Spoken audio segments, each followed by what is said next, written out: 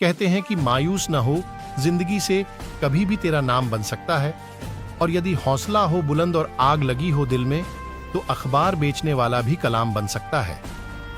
दोस्तों, स्वागत है आपका आज की जबरदस्त मोटिवेशनल एंड प्रेरणादायक वीडियो में। दोस्तों, ये वीडियो आपके जीवन में बहुत काम आने वाली है, इसलिए इसे पूरा जरूर देखें।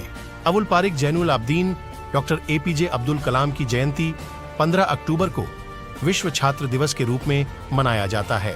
इस वर्ष 15 अक्टूबर 2024 को एपीजे अब्दुल कलाम की 93वीं जयंती मनाई जाएगी।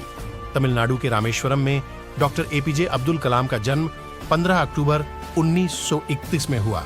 वे भारत के 11वें राष्ट्रपति रहे।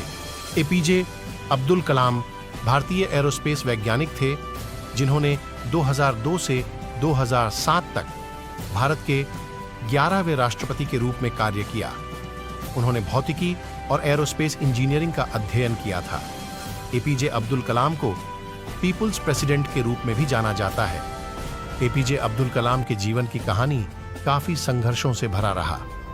शिक्षा के प्रारंभिक काल में उन्होंने अखबार बेचकर अपनी पढ़ाई पूरी की और अपने घर परिवार के सदस्यों का पालन पोषण भी किया। आइए जानते हैं डॉक्टर अब्दुल कलाम की शिक्षा, उपलब्धि, आविष्कार, कोट्स और अन्य महत्वपूर्ण विवरणों के बारे में। कहते हैं कि महान व्यक्ति हर दिन पैदा नहीं होते हैं, वे एक सदी में एक बार पैदा होते हैं और आने वाले कई सदियों तक याद किए जाते हैं। ऐसे ही एक महान डॉक्टर एपीजे अब्दुल कलाम हैं। उनका जन्म 15 अक्टूबर 1931 को मद्रास प्रेसिडेंसी के रामेश्वरम में एक गरीब तमिल मुस्लिम परिवार में हुआ था। वह अपने परिवार के साथ तमिलनाडु के मंदिर शहर रामेश्वरम में रहते थे, जहां उनके पिता जैनुल आबदीन के पास एक नाव थी और वह एक स्थानीय मस्जिद के इमाम थे। वहीं उनकी मां आशी अम्मा एक गृहिणी थीं। कलाम के परिवार में 4 भाई और एक बहन थी, जिसमें से वह सबसे छोटे थे। कलाम के पूर्वज धनी व्यापारी और जमींदार थे और उनके पास विशाल भूमि और संपत्ति थी। लेकिन समय के साथ पंबन ब्रिज के खुलने से तीर्थयात्रियों को लाने और किराने का सामान बेचने के उनके व्यवसाय को भारी नुकसान हुआ। नतीजतन कलाम का परिवार अपर्याप्त हो गया था और जीवनयापन करने के लिए कड़ी मेहनत कर रहा था। कम उम्र में कलाम को अपने पारिवारिक आय के पूरक के लिए समाचार पत्र बेचना पड़ा। हालांकि कलाम के स्कूल में औसत ग्रेड थे, लेकिन वे बहुत मेहनती थे और उनमें सीखने की इच्छा सबसे ज्यादा थी। उन्होंने अध्ययन में बहुत समय बिताया और गणित में विशेष रुचि विकसित की। कलाम ने अपनी प्रारंभिक शिक्षा पूरी करने के बाद श्वार्ट्स हायर सेकेंडरी स्कूल छोड़ दिया और सेंट जोसेफ कॉलेज तिरुचिरापल्ली चले गए। सेंट जोसेफ कॉलेज से उन्होंने 1954 में भौतिकी में स्नातक की उपाधि प्राप्त की। वे 1955 में मद्रास इंस्टीट्यूट ऑफ टेक्नोलॉजी में एरोस्पेस इंजीनियरिंग का अध्ययन करने के लिए मद्रास चले गए। स्नातक की पढ़ाई पूरी होने के बाद 1960 में डीआरडीओ के वैमानिकी विकास प्रतिष्ठान में एक वैज्ञानिक के रूप में शामिल हुए। उनके करियर की शुरुआत एक छोटा होवरक्राफ्ट डिजाइन करने से हुई। हालांकि वह डीआरडीओ में नौकरी के अपने विकल्प से आश्वस्त नहीं थे। कलाम को 1959 में इसरो में स्थानांतरित कर दिया गया था, जहां प्रक्षेपण के परियोजना निदेशक थे। उपग्रह वाहन ने जुलाई 1980 में रोहिणी उपग्रह को सफलतापूर्वक पृथ्वी की कक्षा में स्थापित किया। कलाम 1980 को 1970-90 के दशक के बीच सरकार की एलवी और एसएलवी परियोजनाएं प्राप्त हुईं।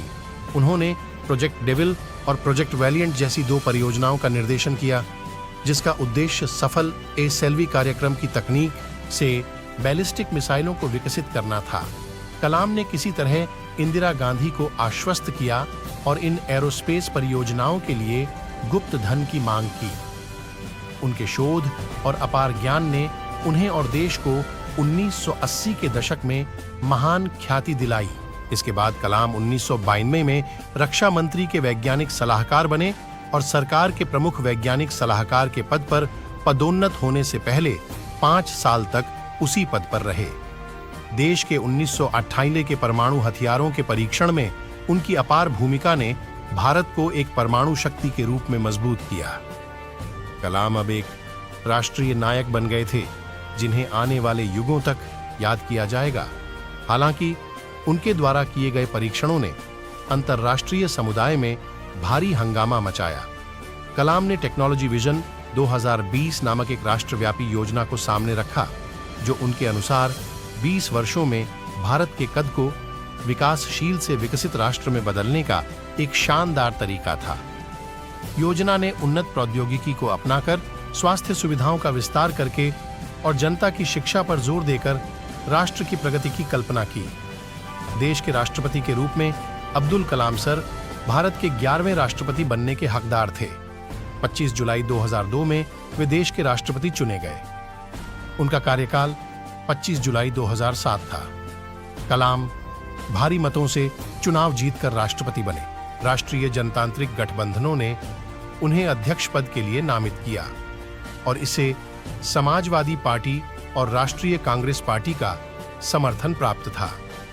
उन्हें प्यार से लोगों का राष्ट्रपति कहा जाता था, क्योंकि उन्होंने लोगों के कल्याण के लिए और पूरे देश में अनगिनत काम किए थे। वह निर्णय लेने और उन्हें लागू करने के लिए पर्याप्त साहसी थे, चाहे वह कठिन हो या संवेदनशील हो या फिर अत्यधिक विवादास्पद हो। लाभ का पद शायद वह कठिन अधिनियम है जिस पर उन्हें हस्ताक्षर करना था।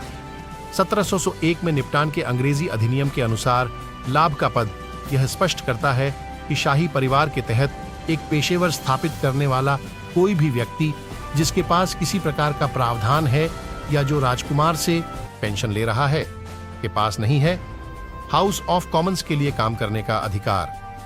यह शाही परिवार को प्रशासनिक स्थितियों पर शून्य प्रभाव डालने की अनुमति देगा। वह 2005 में बिहार में राष्ट्रपति शासन लगाने के लिए सबसे चर्चित राष्ट्रपति शासन में से एक बन गए थे। कलाम ने एक बार और पद संभालने की इच्छा व्यक्त की, लेकिन बाद में अपना विचार बदल दिया। कार्यालय से विदाई लेने के बाद वह शिफ्ट हो गए और शिलांग में भारतीय प्रबंधन संस्थान में एक अतिथि प्रोफेसर के रूप में अपना छात्रों को व्याख्यान देना शुरू किया। उन्होंने अन्ना यूनिवर्सिटी, तमिलनाडु में एयरोस्पेस इंजीनियरिंग के प्रोफेसर के रूप में कार्य किया।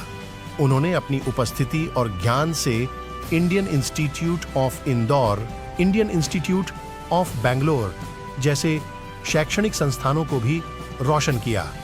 सर कलाम ने भारतीय अंतरिक्ष विज्ञान और प्रौद्योगिकी संस्थान तिरुवनंतपुरम के चांसलर के रूप में कार्य किया। 2012 में उन्होंने व्हाट कैन आई गिव नामक एक कार्यक्रम शुरू किया। देश से भ्रष्टाचार को मिटाने के विषय पर ध्यान केंद्रित करना। दिल का दौरा और अब्दुल कलाम का निधन। जैसा कि हम जानते हैं कि पृथ्वी पर जन्म लेने वाले प्रत्येक व्यक्ति को एक न एक दिन मरना ही होता है, लेकिन कुछ लोग देश के लिए अपने योगदान के कारण लाखों लोगों के दिलों में अमर हैं।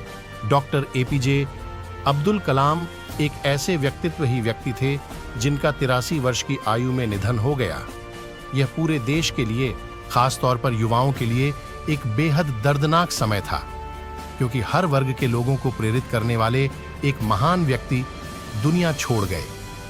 आपको बता दें कि अब्दुल कलाम IIM शिलांग में एक कार्यक्रम में युवाओं के लिए भाषण दे रहे थे। इस दौरान उन्हें दिल का दौरा पड़ा और वे गिर पड़े। हालांकि उन्हें शिलांग के सबसे अच्छे अस्पताल में भर्ती कराया गया, लेकिन डॉक्टर उन्हें बचा नहीं पाए। फिर उनके पार्थिव शरीर को एयरलिफ्ट कर गुवाहाटी ले जाया गया और वहां से एयरफोर्स के विमान से नई दिल्ली ले जाया गया। देश के तत्कालीन प्रधानमंत्री, राष्ट्रपति, उपराष्ट्रपति और कई अन्य नेताओं ने उनकी आत्मा के लिए प्रार्थना की। इसके बाद उनके शरीर को भारतीय राष्ट्रीय ध्वज में ढक दिया गया और उनके गृहनगर लाया गया। उनके अंतिम संस्कार में करीब 35,000 लोगों ने शिरकत की और ऐसी महान व्यक्ति की आत्मा की शांति के लिए एकजुट होकर प्रार्थना की। डॉक्टर एपीजे अब्दुल कलाम के लेखन। डॉक्टर अब्दुल कलाम एक ऐसे व्यक्ति थे जो न केवल एक महान राजनीतिक नेता थे, बल्कि एक अच्छे शिक्षक और लेखक भी थे। उनमें कई नाजुक गुण और दूरदर्शी थे। उन्होंने हमेशा देश के विकास के लिए एक उत्कृष्ट सपना देखा और महसूस किया कि युवा क्रांति ला सकते हैं। अपने विश्वविद्यालय के करियर के दौरान उन्होंने अपने प्रेरणादायक भाषण और जबरदस्त दूरदर्शी के माध्यम से कई छात्रों को प्रेरित किया। इसके अलावा कलाम एक महान लेखक थे। उन्होंने कई किताबें लिखी हैं जो मुख्य रूप से राष्ट्र के सशक्तिकरण के लिए हैं। उनका भारत का निर्माण 2020 हमारे लिए एक उपहार की तरह था और उनके पास भारत को एक महाशक्ति बनाने की सभी रणनीतियां थीं। इस पुस्तक में उन्होंने मुख्य रूप से कृषि क्षेत्र में भोजन और विकास, बेहतर स्वास्थ्य देखभाल सुविधाओं, उन्नत सूचना और संचार प्रणाली, अच्छी बुनियादी सुविधाओं, बिजली उत्पादन में पर्याप्तता, कुछ उन्नत प्रौद्योगिकियों में आत्मनिर्भरता जैसे कुछ कारकों पर ध्यान केंद्रित किया था। अब्दुल कलाम एक महान दिल के व्यक्ति थे जिन्होंने अपनी जीवन यात्रा के दौरान कई पुरस्कार प्राप्त किए और कई उपलब्धियां हासिल की। 1981 में अब्दुल कलाम को प्रतिष्ठित पद्म भूषण पुरस्कार मिला। 1990 में उन्हें पद्म भूषण पुरस्कार मिला। राष्ट्र के प्रति अपने जबरदस्त प्रयास के कारण प्रसिद्ध व्यक्तित्व को 1996 में भारत रत्न मिला। उसी वर्ष उन्हें राष्ट्रीय एकता के लिए इंदिरा गांधी पुरस्कार से सम्मानित किया गया। भारत सरकार ने कलाम को 1998 में वीर सावरकर पुरस्कार से सम्मानित किया। कला, विज्ञान और प्रौद्योगिकी में उनके योगदान के कारण उन्हें 2000 में शस्त्र रामानुजन पुरस्कार मिला। अंत में वर्ष 2013 में प्रतिष्ठित व्यक्तित्व को वॉन से सम्मानित किया गया। नेशनल स्पेस सोसाइटी द्वारा ब्रोन पुरस्कार भी मिला। हालांकि अब्दुल कलाम का जीवन संघर्षों और कठिनाइयों से भरा था, लेकिन वे विरोधियों से ऊपर उठकर आधुनिक भारत के महानतम वैज्ञानिकों में से एक बन गए। राष्ट्र निर्माण में उनकी भूमिका को आने वाली पीढ़ी तक याद रखा जाएगा। कलाम की वो आदतें जो हर किसी को अपनानी चाहिए।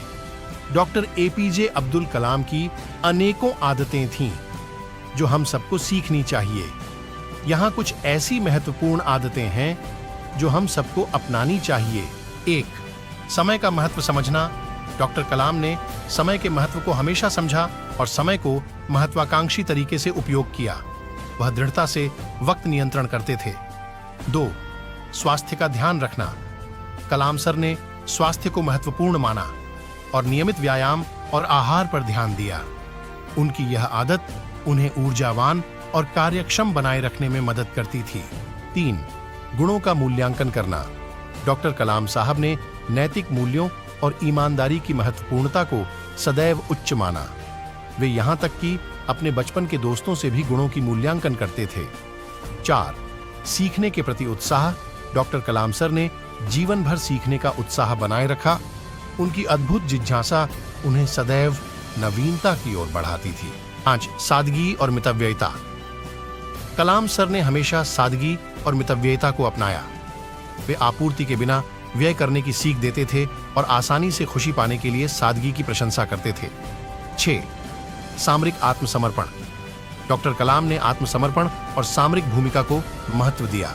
उन्होंने हमेशा देश की सेवा के लिए अपने आप को समर्पित किया और युवाओं को देश के लिए भी समर्पित होने की प्रेरणा दी।